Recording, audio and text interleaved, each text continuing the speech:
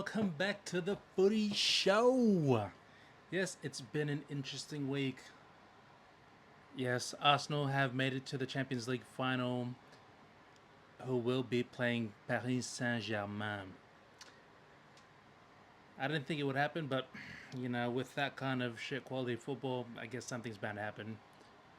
Yeah, sure, I'm gonna hate, but it is what it is. You got to at the end of the day, you got to win football games, and they did. They went pretty much undefeated, which we're going to talk about in a few seconds. Just let me get that out of the way. Um, they went undefeated, pretty much. Atletico, Barcelona, PSG. So that they feel invincible. And to be fair, why not? If you can beat all of these top European teams in a European competition, then by all means, you have every right to go off early and stuff like that. But this is from a bit of a clip from the Talk Sport segment where Jamie O'Hara is just pretty much talking to this delusional Arsenal fan. Here's have a listen. Greatest ever team to win the Champions League. Hello? What do you mean, mate? What do you mean, what do I mean? What are you on about? Do you not think we will be? 6 goals conceded. Haven't lost the game. We will get a gold Champions League trophy. You say we have made it through the easiest way possible. Okay, I'm just going to stop it there. So, these Arsenal fans, like this guy, we won a gold trophy. Let me just go over a bit of the history of teams that have won it twice. Several teams have won the UEFA Champions League, formerly European Cup, without losing a single match, with Bayern Munich in 2020 being the only side to win every game in a single campaign.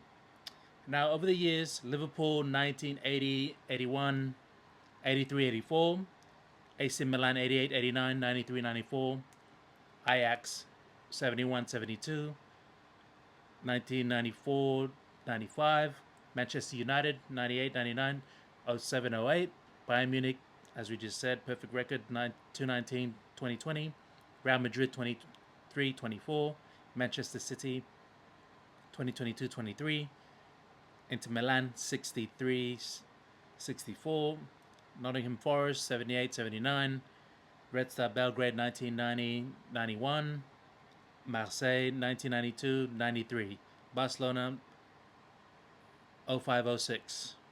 So, just reading off that list, that's 11 teams that have pretty much done what this current Arsenal team has done. Twice, I might add. Fine, 11 teams, but then what I've mentioned is, United, Liverpool for one, like twice. Then Ajax, and then Real Madrid. Did they get a gold trophy? No. That is absolutely ridiculous. So they did that in the Premier League when Arsene Wenger was the manager, and they got a golden trophy. Now they want one because they went undefeated in the Champions League. I don't understand the logic here. I just had a very decent conversation with a local Arsenal fan, and he was just telling me, like, look, they may come off as very, very energetic. Fans are just over the top, don't really make sense, which I understand. You can be over ecstatic, but you can't be like the guy that was just on the call on Talksport and then just be so delusional. And then there was another conversation that apparently an Arsenal fan here, local fans here, bear in mind this is all local fans, calling out Liverpool fans saying, "Oh, weren't you guys acting the same way when Isak? You guys said that he was going to win you guys the league.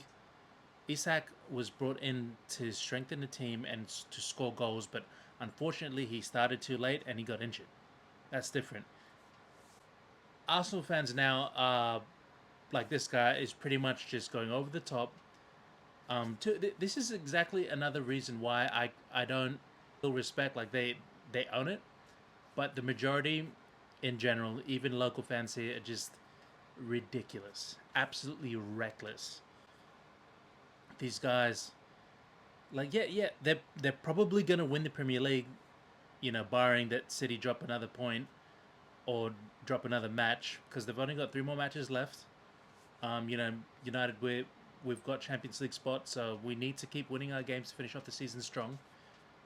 And then you've got, you know, Arsenal that can potentially win 2 big major trophies. But then the whole thing that comes with in my mind is that you've you've had 6 years. You spent a billy plus, and you've only got 1 silver cup to show for it. But then, to be fair, they have been building, but you've always finished second 3 times in a row, and this year would have been the fourth, but it doesn't look likely that it's going to happen. Is it fair to say that they've had a decent season or great season at that? I think, yeah. There's only the one point which I already hit is that Arsenal fans are just sometimes way too arrogant. Yardman on his channel, like he was, you're not gonna win nothing, and then look at him, he's just all over. He's Arteta in, like, man, if you're gonna stand on your point and be, have the, it's not a narrative. I think it's just he's just being honest, and it's true. You've pumped in so much money into your own club, and what does he have to show for it? And now he's Arteta in. Like, no, I'm sorry, I can't flop like that. You gotta have your morals and you gotta stay with it. You if you live and die by something that you truly believe in and you back up your case after time, then that's fine. But at this point in time, look, you know what? They're all ecstatic. They're going all over the place. A lot of these guys, well, actually, no, like a few of them are really calling the team out, and like that's fair. Like, you want your club to do well, besides winning trophies, which is what I want Manchester United to do. I think we've come a long way from getting rid of Ruben Amorim to Carrick hopefully potentially getting the job, which I think would be good for the club, not in the short term, but the long term.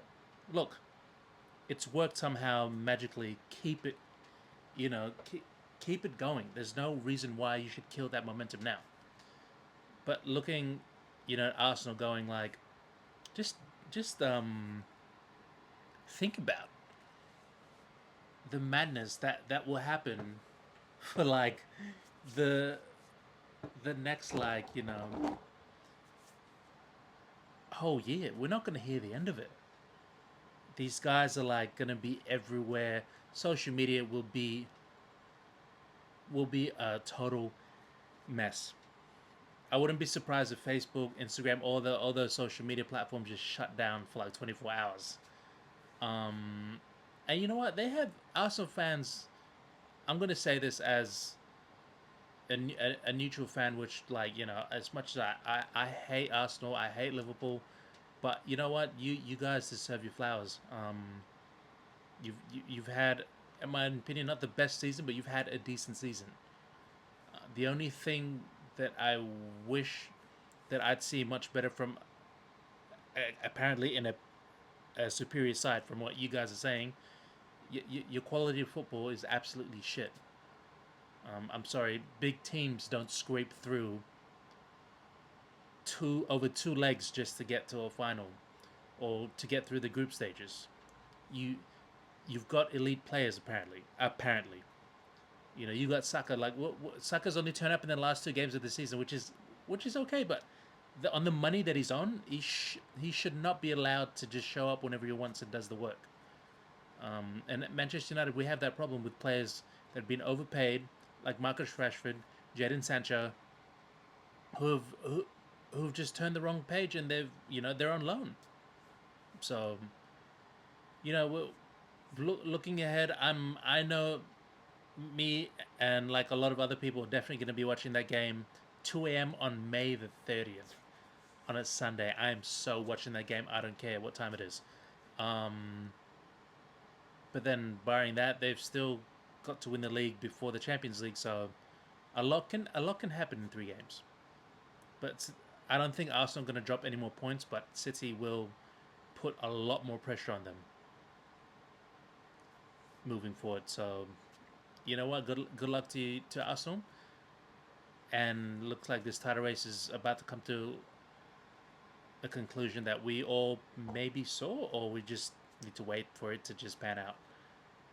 with Manchester United away next game. Can we do the business in finishing off strong?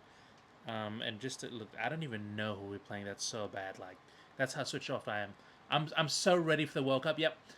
And also on the World Cup, I will be covering my favorite team, and I will be sharing a bit about why I support this team. Some of you may agree with it, some of you don't, but I'll also give my picks on what group is what, and yeah, we'll just kind of have a little bit of coverage on pretty much everything in general. But the next game from games of the season, Sunderland Stadium of Light, that is Sunday 12 a.m. in the morning. Then we've got last home game is Nottingham Forest, Robin Hood FC back at it again.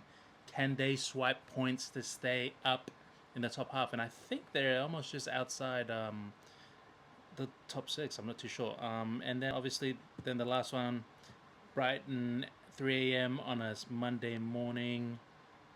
Yeah, May 25th to end the season. So we just gotta see how we do. And I think we're probably gonna end the season on a positive note. But as usual, people, please like, share, and subscribe, and do all of that good stuff.